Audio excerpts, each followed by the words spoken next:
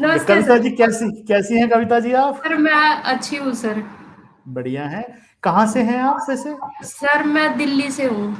दिल्ली से हैं। कब से काम कर रहे हैं स्टॉक मार्केट में? सर मैं 2012 से कर रही हूँ, और तब आपका जी बिजनेस पे आता था एक शो, हाँ, शो आता था, बजे हमारा के शो आता आसपास। था। तब से ही मैं आपको फॉलो कर रही हूँ, और अच्छी बात।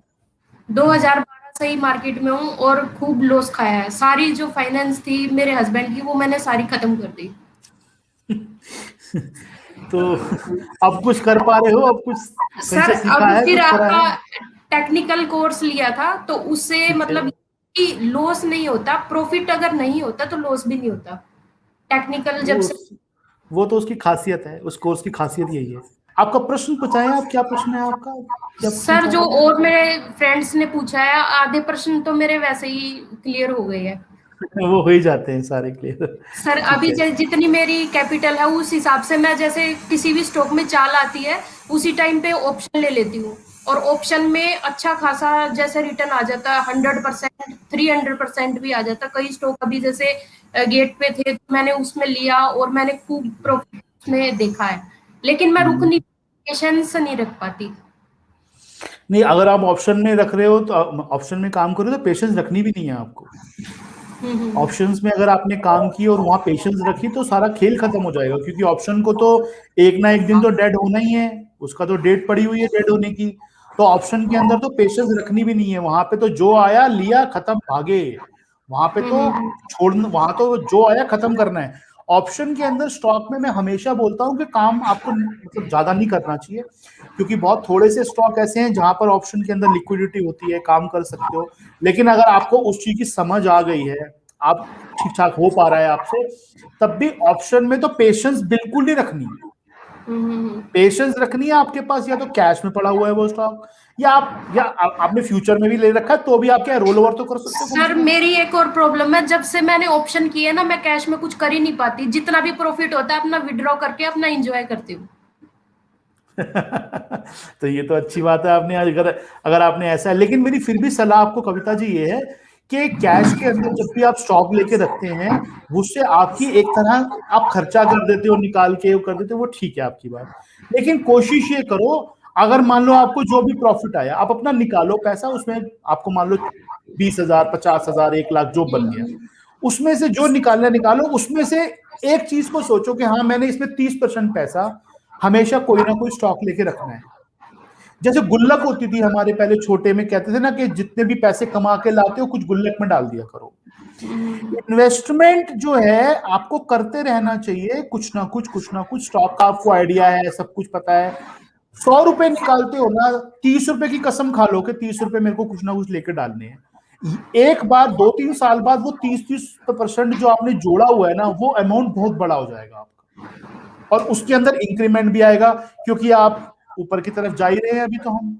तो इसीलिए ना, ये जो ट्रेडिंग है, अच्छी बात है, आप कर पा रहे हो, बहुत अच्छी बात है। आ भी रहा है पैसा, ये भी अच्छी बात है। उसमें से निकाल लेते हो, वो भी अच्छी बात है। लेकिन कुछ ना कुछ लेके रखने की आदत बनाएं, कहीं जिस ऐसा ना हो बाद में जिस दिन जाकर चाल आप। आती है उसी दिन मैं उसमें ट्रेड बनाती हूँ। जिस दिन चाल आएगी मैं उसी दिन ट्रेड बनाऊंगी, और 2-3 जैसे अगर मुझे चार्ट पे दिखता है कि स्विंग ट्रेड में चलेगा ये, तो स्विंग ट्रेड के हिसाब से हफ्ता रख लेती हूँ। और जिस दिन ये लगता है कि स्टॉक इसका करेक्टर इसका ज्यादा अच्छा नहीं है, तो उसी दिन उससे एग्जिट करके अपना जितना पैसा लिया अपने बाहर। बिल्कुल, आपने जो बताया मैं समझ गया। मैं ये कह रहा हूं, आप जैसे कर रहे हो वैसे ही करते रहो। एक तो ऑप्शंस के अंदर ज्यादा टाइम नहीं रखना उसको, बिल्कुल भी। ज्यादा से ज्यादा 1 हफ्ता रखना है और उसके बाद बाहर निकल जाना है, बहुत ज्यादा से ज्यादा है। दूसरी बात यह है कि जो भी कमाई आती है उसके अंदर से कुछ ना कुछ इन्वेस्टमेंट करके कैश के अंदर स्टॉक लेके रखो। ये ठीक है बता रहा हूं, सारे के सारे खर्च मत करो। सारे के सारे ऐसा नहीं है कि बाहर निकाल के खर्च कर दिए उसने, ऐसा मत करो। ठीक है सर। और एक के और क्वेश्चन? क्वेश्चन है मेरा। हाँ जी सर, एल्गो ट्रेडिंग को लेके क्वेश्चन है कि एल्गो ट्रेडिंग करनी चाहिए या नहीं करनी चाहिए। मेरे काफी फ्रेंड है, तो उनसे मैंने सुना है कि एल्गो ट्रेडिंग अच्छी होती है, उसमें अच्छा खासा वे प्रॉफिट कमाते हैं। तो अगर एल्गो ट्रेडिंग करनी चाहिए तो उसमें क्या पैरामीटर रखा जाए। देखो, पहली बात है कि करनी चाहिए नहीं करनी चाहिए। एल्गो जो ट्रेडिंग है उसके अंदर एक तो छोटी कैपिटल के अंदर आप नहीं कर पाएंगे, वो उसके अंदर कुछ नहीं मिलेगा आपको, क्योंकि एल्गोरिदम जिस तरह से काम करते हैं उसके अंदर क्या है, उसमें छोटा छोटा प्रॉफिट आएगा, बहुत छोटा छोटा प्रॉफिट आएगा उसमें। छोटा जा अगर आपकी कैपिटल भी छोटे साइज की तो कोई आपको मतलब वो नहीं है। नहीं, एल्गोरिदम कौन सा लिखा गया है, कैसे लिखा गया है। एल्गो ट्रेडिंग आपने नाम सुना है खाली, आपको पता नहीं है एल्गो ट्रेडिंग होती क्या है। पहले उसको पढ़ो, उसको समझो। एल्गो ट्रेडिंग क्या होती है? जो ट्रेडिंग आप कर रहे हो आज अपनी डेट अपने देख के आंखों से चार्ट डिसाइड करते हो उसको ऑटोमेटेड कर दिया है बस खाली। वो है कि वो सौदा अपने आप करेगा, अपने आप निकल जाएगा, अपने आप काट पाएगा। उसमें इमोशन नहीं है बस आपकी तरह। वो अच्छी बात भी है कहीं ना कहीं, लेकिन उसके लिए कैपिटल साइज बड़ा चाहिए आपको। कैपिटल छोटे साइज में नहीं होगा उसके अंदर काम, फायदा नहीं होगा उसका कोई भी ना। और उसके अंदर काफी दिक्कतें और भी हैं, मैं यहाँ पे डिस्कस नहीं कर सकता। उसके बाद में स्टडी करो पूरी।